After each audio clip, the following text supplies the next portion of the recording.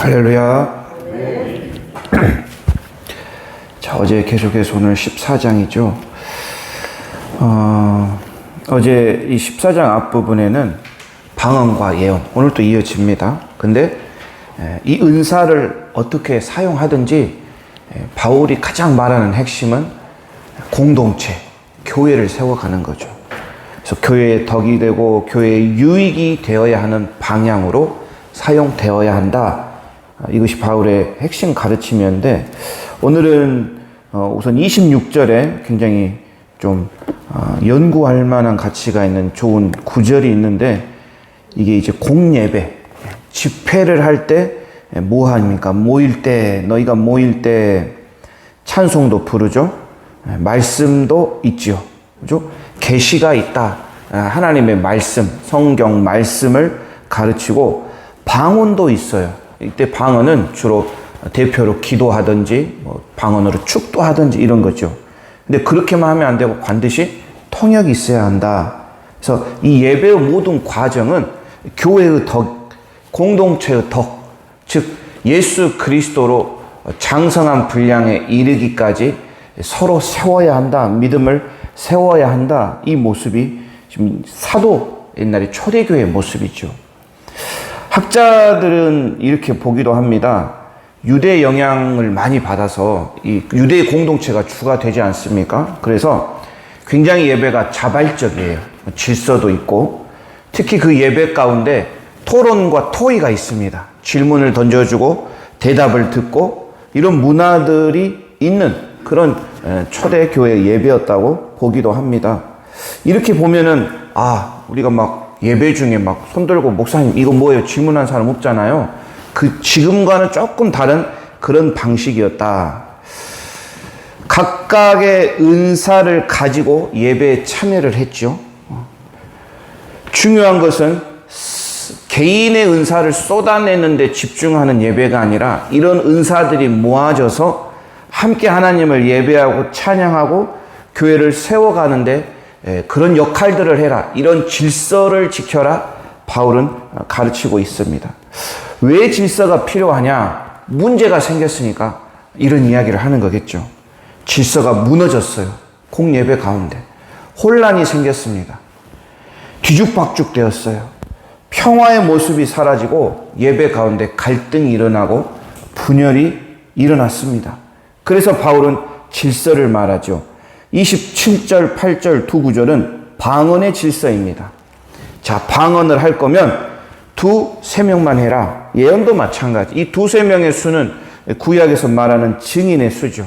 한 명은 너무 개인에게 초점이 되고 막 3명 이상, 4명은 너무 수가 많습니다. 그래서 적당한 수. 두 번째로는 순서대로 한 번에 한 사람씩 해라. 한 번에 한 사람씩.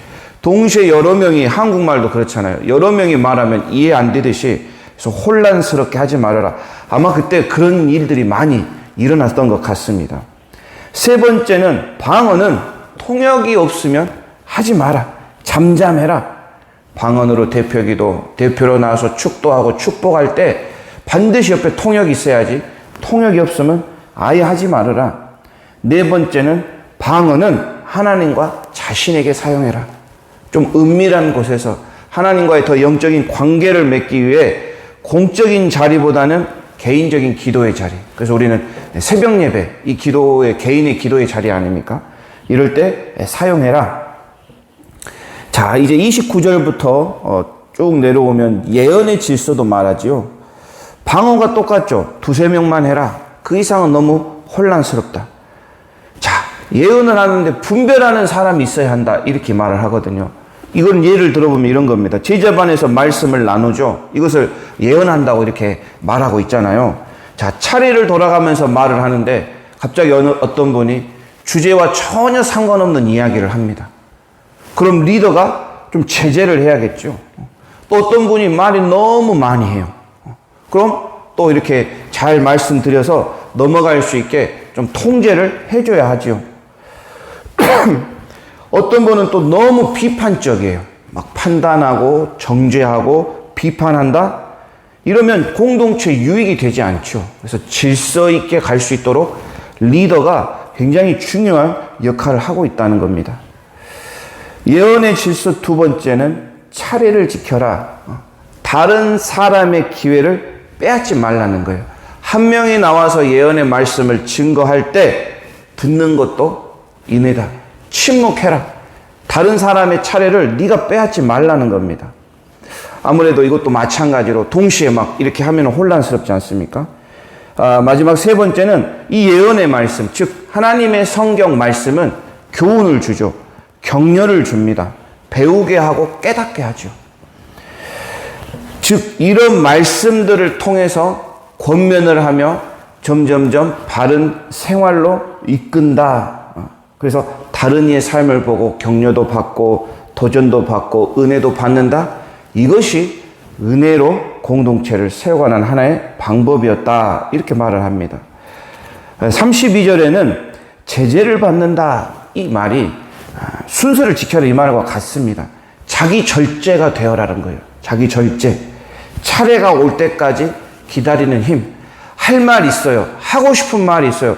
그건 아니에요. 너무 하고 싶은데 멈추는 힘, 기다리는 힘, 아니면 스탑, 안 하는 그런 힘을 절제라고 말하지요.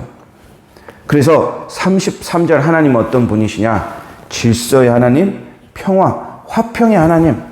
이 질서 있는 예배가 성숙한 그리스도인, 그들이 모여서 하나님을 예배하고 찬양하는 그런 예배지요.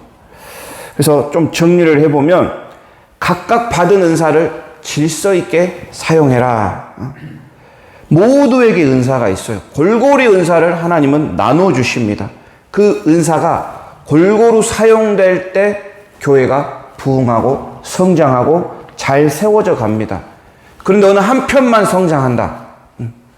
어느 한쪽만 성장한다. 이러면 반드시 갈등의 요인이 됩니다.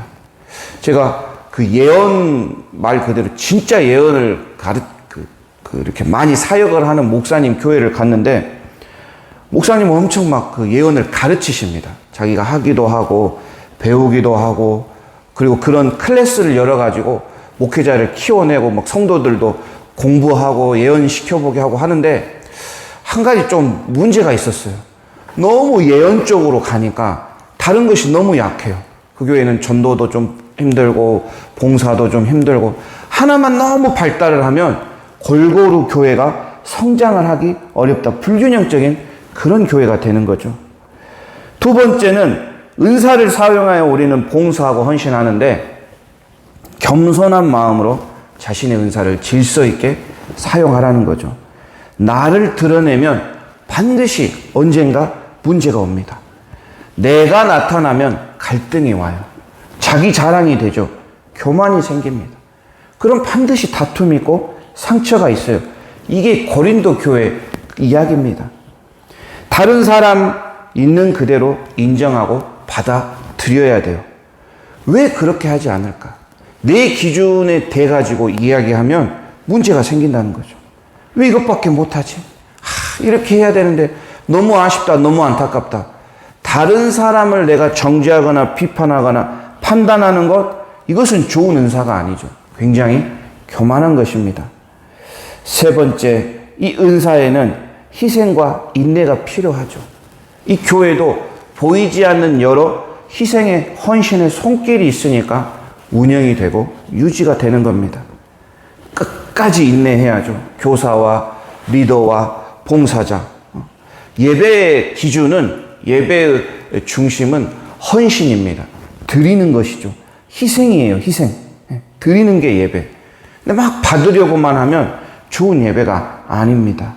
그래서 이렇게 세 가지 은사를 질서 있게 사용하는 것, 또 겸손한 마음으로 행하는 것, 그다음에 희생과 인내, 이 세 가지를 바울은 좀 이렇게 잘 정리해서 말하고 있습니다. 34절과 5절 굉장히 그 해석에 논란이 있는 구절입니다. 그래서 어떤 교단은 여성 신학자들 이렇게 학부도 공부하고 대학 원도 이렇게 마친 분들에게 안수를 주지 않죠. 그래서 그분들은 다른 교단 가면 진작 목사님 돼야 할 분이 막 10년, 20년씩 전도사만 하고 계신 분들이 있어요. 이 34절, 5절은 우리가 당시 시대를 좀 생각을 해야 됩니다. 이 여성의 사회적 지위가 굉장히 낮은 그런 시대였죠. 이 유대인의 기도문에 보면 이런 기도가 있었다고 해요.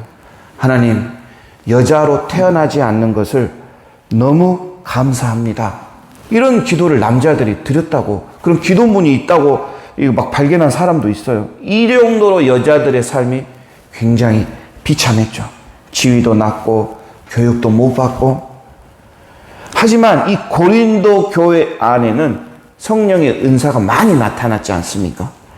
이 일부 여성들에게 아주 강력한 은사가 아마 보여졌을 것이다. 막 예언하고 방언하고 병 고치고 이런 능력들이 행해졌다는 것으로 보입니다. 그래서 이 학자들이 좀 깊이 연구하신 분들은 이렇게 말을 하지요.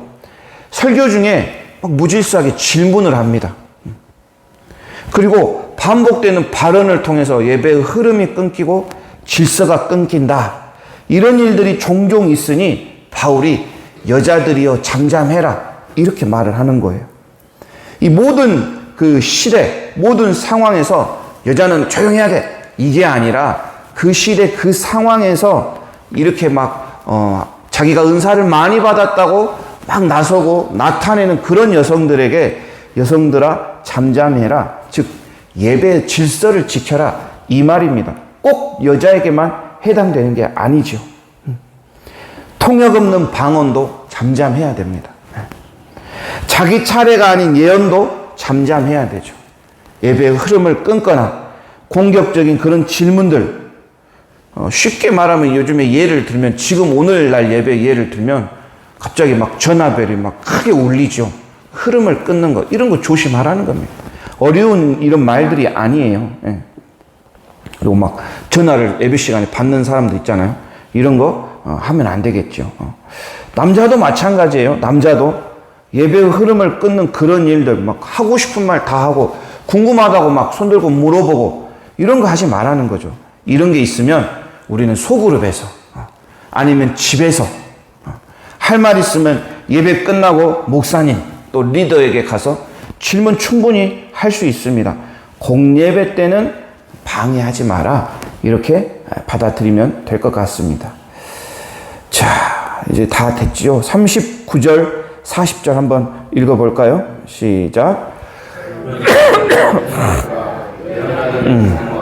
방언 말하기를 금하지 말라. 모든 것을 품위 있게 하고 질서 있게 하라. 아멘. 첫 번째는 예언을 사모해라. 예언을 바래라. 하나님의 말씀을 사모하라는 거죠.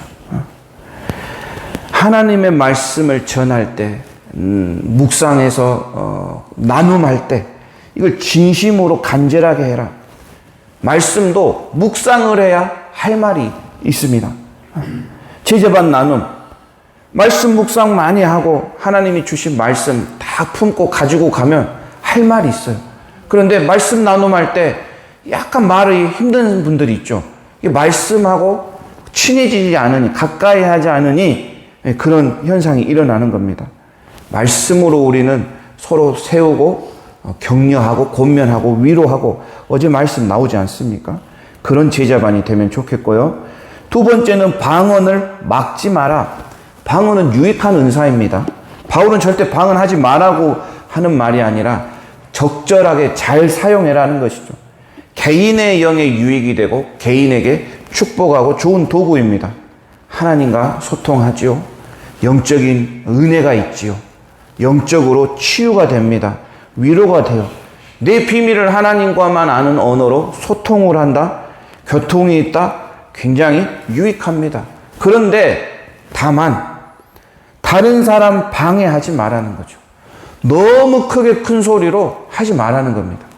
너무 큰 소리로 내가 방언을 한다 그러면 제일 앞에 앉으면 돼요. 제일 앞에는 아무도 없으니까 크게 하셔도 돼요. 그런데 제가 예전에 광산교회에서 새벽기도 가면 꼭 그분이 제 뒤를 따라다녀요. 그래가지고 제가 이제 그 자리가 많잖아요. 7줄인데 끝에 앉으면 끝으로 오고 두 번째 앉으면 제가 좋나 계속 따라 한 두 번, 세 칸 뒤에 앉아가지고 진짜 기도를 뜨겁게 합니다. 그래서 옆에서 들으면 너무 뜨거운데 앞에서 들으면 너무 신경이 많이 써요. 기도에 집중이 전혀 안 됩니다. 그런 분들은 이렇게 벽을 보고 한다거나 아니면 뒤를 보거나 아니면 제일 앞으로 가야 됩니다. 그래서 방언을 할 때 그렇게 뒤에서 막 이상한 막 크게 소리 내지 않기, 이런 것이 이제 좀 공동체 유익이 되라는 거죠. 제가 보수 교단 예배를 거의 안 드려봤는데, 이렇게 만약 여러분 새벽에 기도하잖아요. 소리 내서. 그러면 장로님들이 어깨를 만진답니다. 약간 이런 분위기로 기도한다고. 저는 경험 안 해봤는데 듣기만 했으니까 방언으로 말하면 못하게 하는 그런 교회들도 있다고 그래요. 미국은 굉장히 기도 스타일이 자연스럽습니다. 방언으로 노래하고 방언하면서 춤추고 이런 예배실이 있었는데요. 어떤 젊은 사람이 한가운데 누워 있어요. 그래서 자려면 좀 구석에 가서 자지 그랬는데 자는 게 아니라 누워서 막 기도를 하더라고요. 그러니까 우리나라 사람이 보면 굉장히 예의 없다, 버릇 없다 이렇게 느껴지는데 그 사람들은 굉장히 자유스럽죠. 막 풀밭에서 누워서 하나님 기타 메고 찬양하다가 누워서 그냥 기도하는 겁니다. 그러니까 좀 그런 자유스러움도 있다. 그런 기도 스타일도 있다. 존중하지만 다만 바울이 걱정하는 건 질서를 해치는 것, 다른 사람에게 피해 주는 것, 이런 거 조심해라 이거죠. 세 번째는 모든 것을 품위 있고 질서 있게, 조화롭고 균형 있고 매너 있게 해라. 우리가 예배 때 질서 있는 게 무엇일까? 우선 제 시간에 오는 것이겠죠. 제 시간에 오는 것. 그리고 자리에 앉을 때 앞자리부터 앉은 것. 그래서 나만 그렇게 앉지 말고 내 제자 반원들 다 챙겨가지고 좀 이렇게 지정석. 지금 여러분 이 새벽 기도는 거의 지금 다 지정석에 앉거든요. 그래서 예배당 본당에도 우리 제자반들의 지정석을 딱 만들어가지고 우리는 여기서 예배 드립시다. 이렇게. 그리고 이제 주차할 때 아마 우리 교회는 너무 잘 하시는 것 같아요. 먼저 오신 분들이 다 밖에다 주차하고 오시죠. 또 한 가지만 이야기하면 교회 올 때나 집에 갈 때 조심해야 됩니다. 제자 반이 어떻고 어떤 집사님이 어쩌는지 목사님이 설교가 어쨌는지 이렇게 막 이야기를 하다 보면 어른들은 괜찮죠. 근데 아이들은 그것을 듣고 굉장히 안 좋은 영향을 많이 받습니다. 이렇게 말을 하는 아이들도 있어요. 이게 가만히 있는 것 같지만 다 듣고 있고 굉장히 그 교회와 복음의 부정적인 영향, 심지어 자녀들이 교회를 떠나게 하는 핑계거리가 될 수 있어요. 그래서 늘 오고 가는 그 차 안에서 자녀가 있을 때는 말 조심해야 한다. 자, 정리를 하겠습니다. 결국 바울이 14장을 통해 말하고자 하는 핵심 내용은 품위 있고 질서 정연한 예배를 드려라 이거죠. 어떤 분이 질서를 이렇게 정의했습니다. 질서는 사랑의 구체적인 태도다. 질서는 사랑의 구체적인 태도다. 사랑으로 연합된 공동체는 자연스럽게 질서가 있습니다. 질서는 하나님의 속성이기 때문에 하나님의 공동체의 덕을 세우기 위해 사람들은 조화롭게 품격 있게 질서 정연하게 예배를 드리는 것이죠. 은사가 경쟁이 붙으면 그 공동체는 위험합니다. 분쟁, 평화 깨지죠. 그래서 이게 교회에서만 그런 문제가 생긴 게 아니라 집에 가면 가정에까지 이어지고 궁극적으로 결론은 복음에 해롭다는 것, 복음의 걸림돌이 되는 것. 그래서 질서가 중요하다는 것이죠. 하나님은 어떤 분이시냐? 질서를 통해 평화를 주시는 분이죠. 무질서한 자유가 아니라 사랑 안에서 세워진 질서, 이것을 원하시는 분입니다. 그래서 오늘 그 질서와 화평의 하나님을 기억하면서 오늘 하루도 하나님 앞에서 품격 있고 질서 있고 그렇죠? 이런 모습으로 살아가기를 바랍니다. 함께 기도하겠습니다.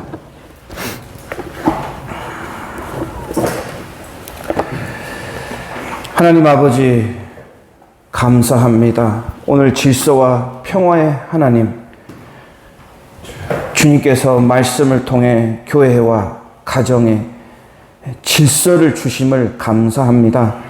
각자에게 주신 은사들을 서로 경쟁하거나 비교하는 것이 아니라 교회를 세우고 교회를 질서 있게 하는 용도로 사용할 수 있도록 은혜 내려 주시옵소서. 예배를 소중히 여기기 원합니다. 소그룹을 중요하게 여기기 원합니다. 내 생각과 내 감정이 앞서지 않게 하시고 잠잠할 때는 잠잠할 줄 아는 절제와 순종의 마음을 허락하여 주시옵소서. 특히 말할 때 사랑 안에서 서로를 세우는 말, 덕으로 세우는 말, 용기와 위로와 권면하는 지혜로운 제자반 성도들 되기를 원합니다. 우리 미랄들의 교회와 각 가정 안에 헛된 말, 안 좋은 말, 비판의 말, 험담의 말은 사라지게 하시고 서로를 세워가고 서로를 품어주고 지켜주는 평화와 질서의 언어가 흘러가기를 간절히 원합니다. 무질서한 자유가 아닌 사랑 안에서 주님께서 세우신 공동체 안에서 질서 정연하기 원합니다. 우리 교회와 가정 그리고 다음 세대가 그 질서 안에서 믿음으로 든든히 설 수 있도록 은혜 내려 주시옵소서. 오늘 하루도 그 질서와 화평의 하나님을 기억하며 어딜 가든지 무엇을 하든지 정말 품위 있고 질서 있는 아름다운 성도들의 모습으로 살아가도록 은혜를 내려 주시옵소서. 드려진 예물이 있습니다. 하나님 귀하게 받으시고 이 예물 쓰이는 곳곳마다 손길마다 또 이 기도 제목마다 주님의 마음에 감동이 있게 하시고 꼭 이루어 주실 줄 간절히 원합니다. 감사드리며 예수님의 이름으로 기도드립니다. 아멘. 하늘에